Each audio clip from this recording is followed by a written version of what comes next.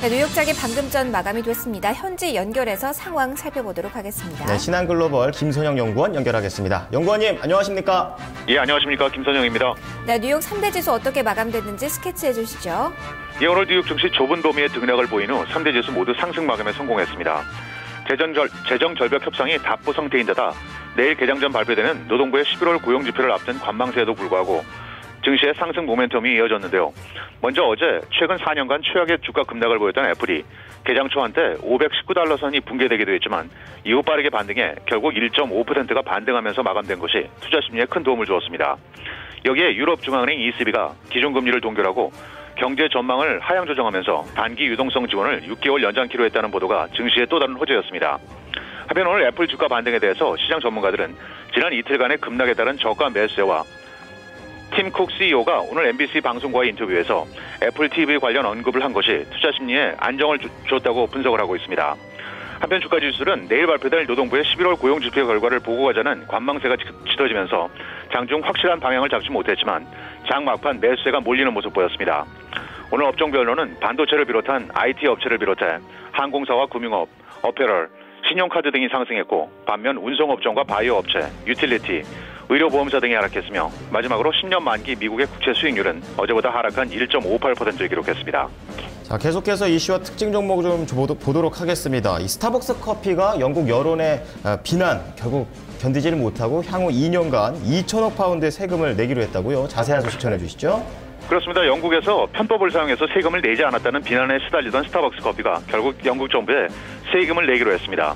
스타벅스 영국 법인은 기자회견을 통해서 앞으로 2년간 수익에 상관없이 매년 1,000만 파운드의 세금을 내겠다고 밝히면서 스타벅스는 로열티 수익과 커피 구입 비용 등에 대한 세금 감면은 물론 자본 충당금과 상호 대출에 따른 지급 이자 등에 대한 감면 조치 등도 신청하지 않을 것이라면서 이것이 결국 법인세를 더 부과하는 효과가 있을 것이라고 설명하면서 필요하다면 이 조치를 2014년 이후까지 연장할 수 있다고 덧붙였습니다.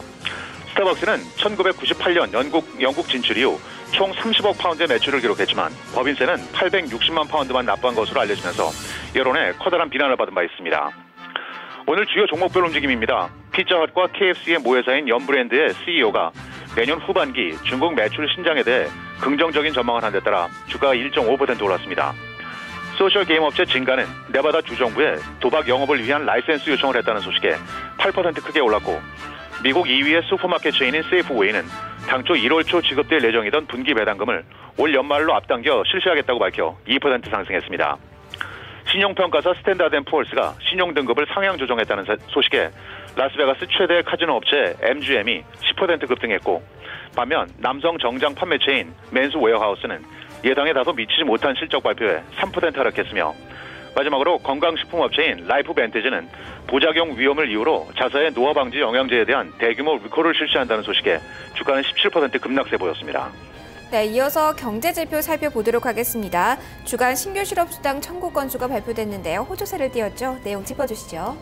예, 경제지표를 말씀드리겠습니다. 연방노동부에 따르면 지난주 신규 실업수당 청구 건수가 3주째 감소하면서 전주 대비 2만 5천 건이 줄어 총 37만 건을 기록해 전망치였던 38만 건을 밑돈 것으로 나타났습니다.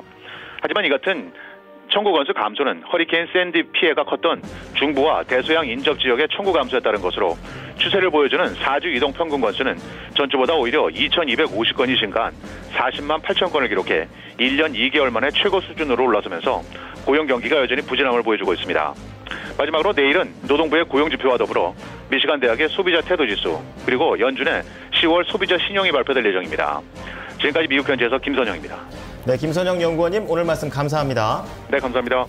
네, 신한글로벌의 김선영 연구원과 이야기 나눠봤습니다. 자, 이어서 뉴욕장 좀 보도록 하겠습니다.